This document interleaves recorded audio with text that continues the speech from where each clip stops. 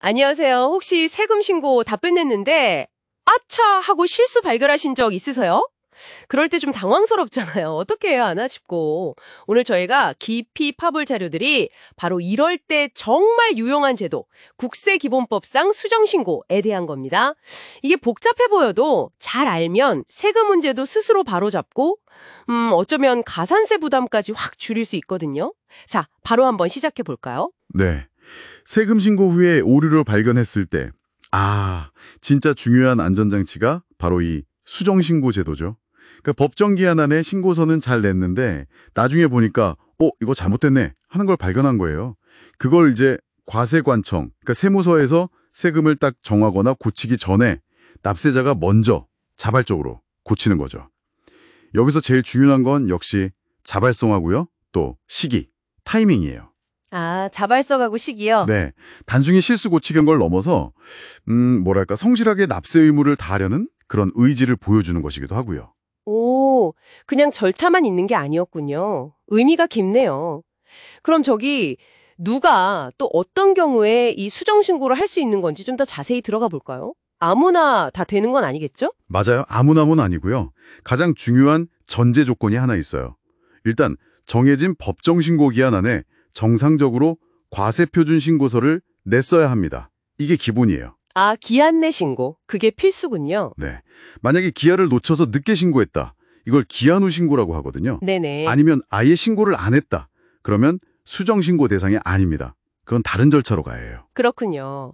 수정신고가 가능한 경우는 크게 세 가지로 나눠볼 수 있어요. 첫째는 내가 신고한 세금이 실제 내야 할 세금보다 적을 때요. 아, 예를 들면 소득 누락 같은 거요? 그렇죠. 부업소득 같은 거 깜빡할 수 있잖아요. 그런 경우. 둘째는 반대 상황인데요. 돌려받을 세금, 그러니까 환급세액이나 아니면 세금 계산할 때 빼는 손실, 결손금이라고 하죠.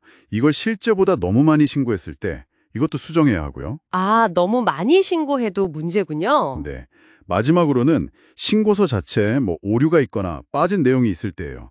가끔 법인세 신고할 때 정부 지원금 받은 거 회계 처리를 누락한다거나 그런 경우가 해당되겠네요. 그렇군요. 일단 제때 제대로 신고하는 게 정말 중요하겠네요. 그럼 실수를 발견했어요. 그러면 언제까지 수정 신고를 해야 이게 효과가 있는 건가요? 아까 시기가 중요하다고 하셨는데. 네, 바로 그겁니다. 타이밍.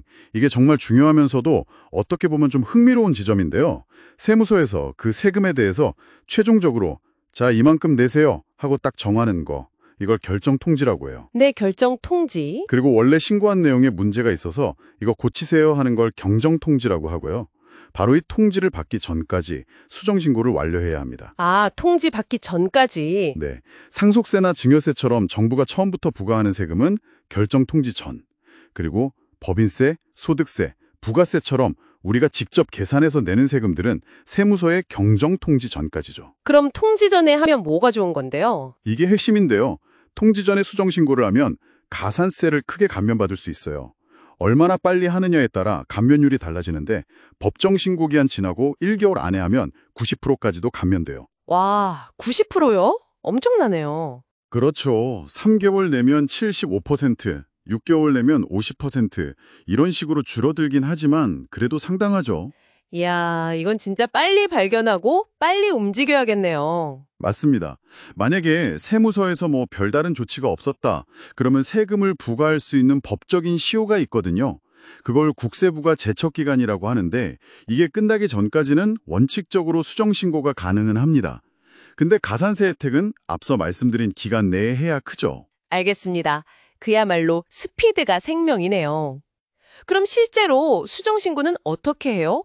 서류 같은 거 복잡하지 않을까요? 생각보다는 절차 자체는 명확하게 딱 정해져 있어요.